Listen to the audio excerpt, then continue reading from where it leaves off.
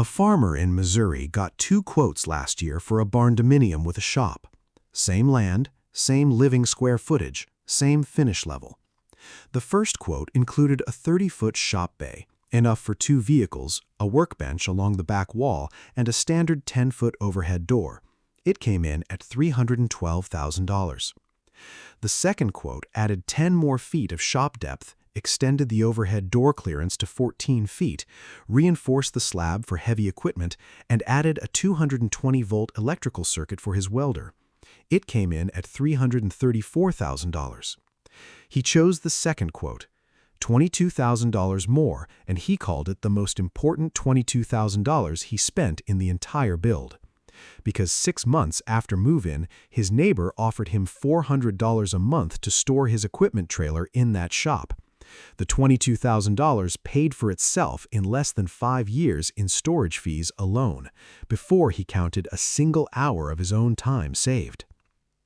Stay through the door height section, because the decision the Missouri farmer made about his overhead door is the single specification most first-time shop builders either skip entirely or get wrong, and it cannot be corrected after the slab is poured. The financial argument nobody makes clearly. Before the configurations, before the costs, one number needs to be understood. Shop square footage costs less to build per square foot than living space, significantly less. According to 2026 cost data, a barndominium with shop costs $65 to $160 per square foot across the combined structure. The living area sits at the upper end of that range: insulation to residential standard, drywall, plumbing, HVAC, kitchen, bathrooms, flooring. The shop sits at the lower end: a reinforced concrete slab, corrugated steel liner panels on the walls, basic electrical, and overhead door. No plumbing, no HVAC beyond a basic unit, no finish work. Adding 1,000 square feet of shop space to a barndominium increases the total build cost by $15,000 to $40,000 depending on specifications, according to 2026 pricing from ilovepolebuildings.com.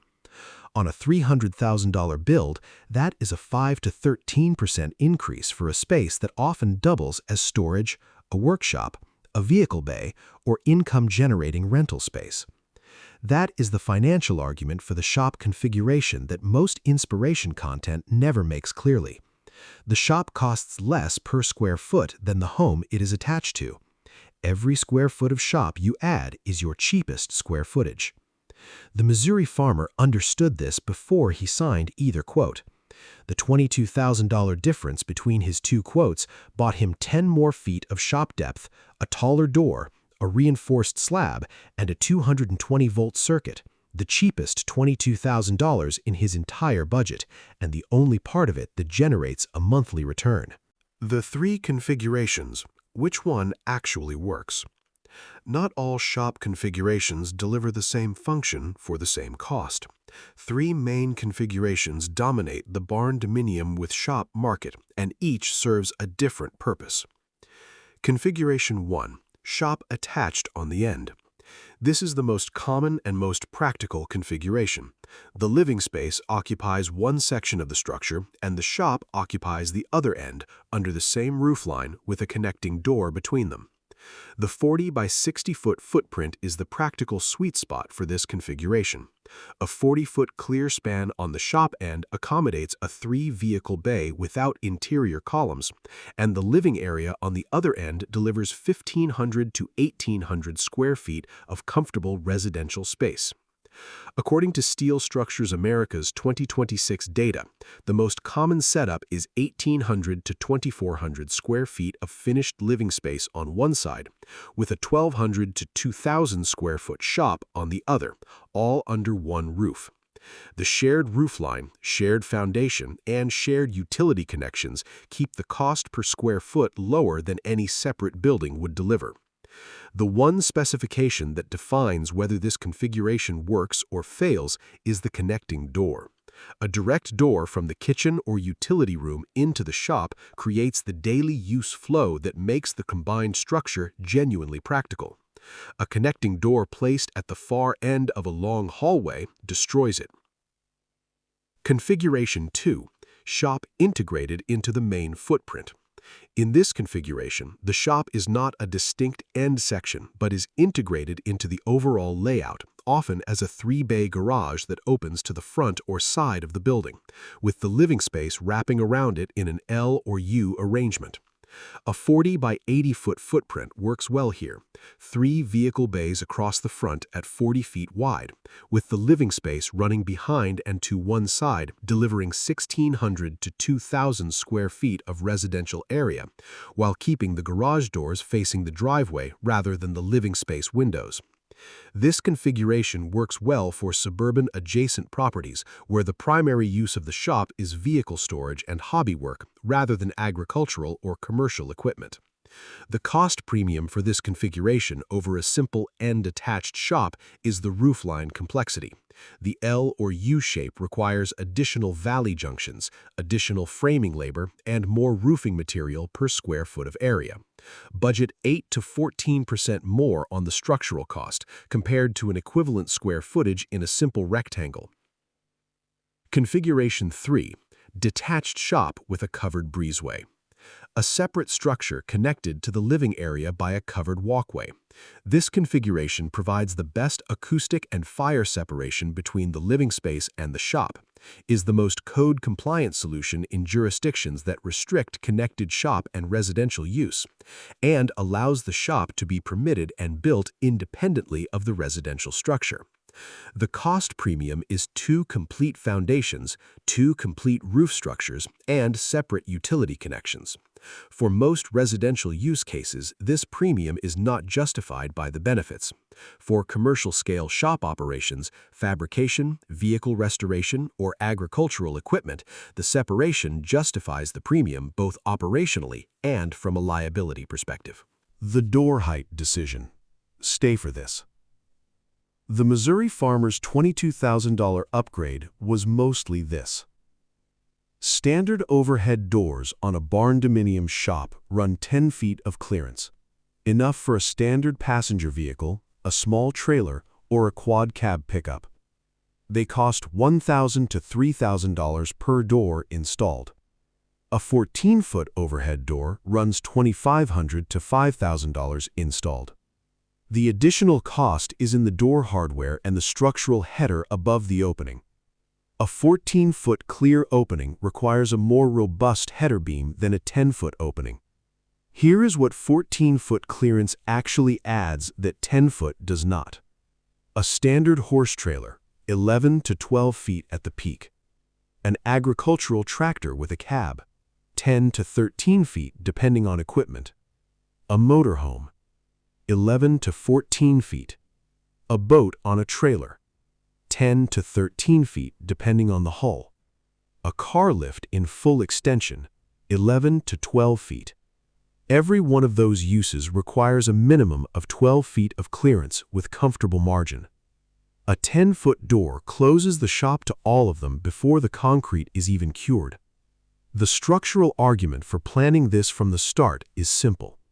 The additional cost of specifying a 14-foot opening versus a 10-foot opening during design is a few $100s in header specification changes.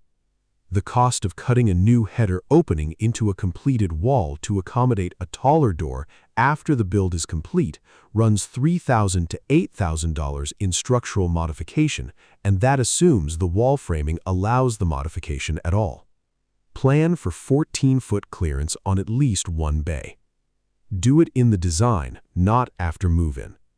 One more decision carries the same design stage versus retrofit cost structure as the door height, and it is the one that determines whether your shop can run the equipment you actually plan to put in it. The slab, the decision that outlasts everything else. The shop slab is the most permanent decision in the entire barndominium with shop build. It cannot be changed, upgraded, or corrected without demolishing and re-pouring. A standard residential slab runs 4 inches thick at $5 to $10 per square foot. A shop slab for light vehicle storage and hand tool work runs 5 to 6 inches, the same $5 to $10 range with slightly more material. A shop slab for heavy equipment, vehicle lifts, or commercial use runs 6 inches with a higher steel reinforcement specification and a load rating that accounts for the point loads of a lift or concentrated weight of a loaded agricultural machine. That specification runs $8 to $12 per square foot. The difference between a standard residential slab and a heavy-use shop slab on a 1,200 square foot shop is approximately $4,800 to $7,200. Paid at pour time, it is a line item. Discovered as a cracking problem 3 years after move-in under a car lift that was not rated for the slab, it is a structural repair. 3 additional slab decisions need to be made before the concrete truck arrives. Drains. A shop without a floor drain is functional for dry work and inconvenient for everything else. Installing a floor drain during the pour costs $500 to $1,500. Installing one after the slab is poured requires a concrete saw, excavation, and proper drainage connection, $3,000 to $6,000 minimum, and that assumes the site drainage allows it. Slab surface finish. A broom finish is standard and adequate. An epoxy coating applied after the pour adds $3 to $12 per square foot and dramatically improves the shop's usability, appearance, and ease of cleaning. A polished concrete finish adds $4 to $8 per square foot. Both are applied post-cure, not at the pour.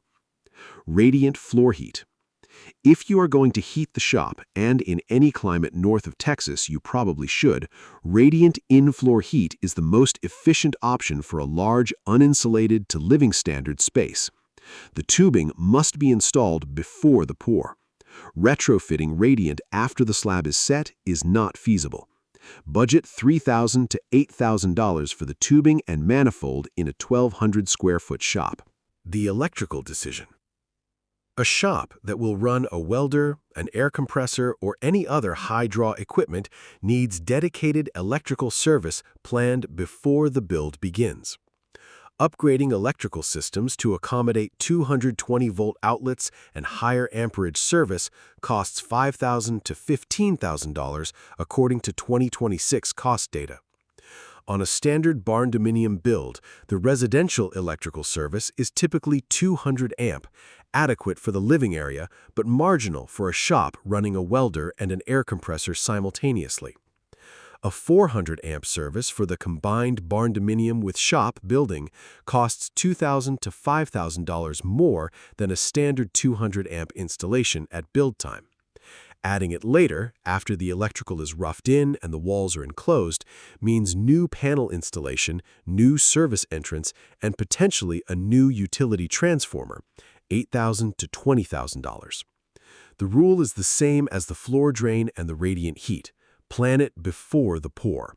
Every one of these decisions costs a fraction of its retrofit price when made at the design stage.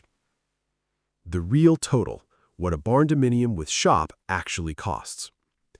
The 2,400 square foot Barndominium with a 1,200 square foot shop, the most commonly built configuration in the current market, carries this realistic budget in competitive rural markets in 2026. Living area construction at $100 to $140 per square foot. Mid-range finish, spray foam insulation, 2 bathrooms, open kitchen. $240,000 to $336,000. Shop construction at $40 to $65 per square foot. Reinforced slab, liner panels, basic electrical, 1 14-foot overhead door, 1 standard entry door, $48,000 to $78,000. Site development, well, septic, driveway, utility hookup, $40,000 to $75,000. Professional fees and contingency, $60,000 to $90,000. Total realistic project budget, $388,000 to $579,000. The midpoint, approximately $480,000, is the number a serious Barndominium with shop builder in a competitive rural market needs confirmed access to before purchasing land. The Missouri farmers' $334,000 total sat at the lower end of that range, A mid-finish, rural build in a competitive Missouri market, owner-managed with a straightforward site that kept the development costs below the midpoint. His quote was real, and his build came in on it. But his build was also in one of the most cost-competitive barndominium markets in the country, and he managed the GC role himself. In California, the Northeast, or with full contractor management, the same build runs $150,000 to $200,000 more. That number is larger than the living space-only barndominium. It delivers something the living space-only barndominium never can. The Missouri farmer is in his barndominium now. The 40-foot shop bay is behind the connecting door off his utility room. The 14-foot door opens to the equipment he has spent 30 years collecting. The neighbor's trailer is parked in the back bay at $400 a month. He did not build a home with a shop by accident. He built it by making 3 decisions at the design stage that most first-time shop builders defer after the slab is poured: the door height, the drain, the electrical. Subscribe because the next video covers barndominium homes under $150,000, what is actually achievable, the states where the number is real, and the one configuration that makes it possible without sacrificing a functional living space.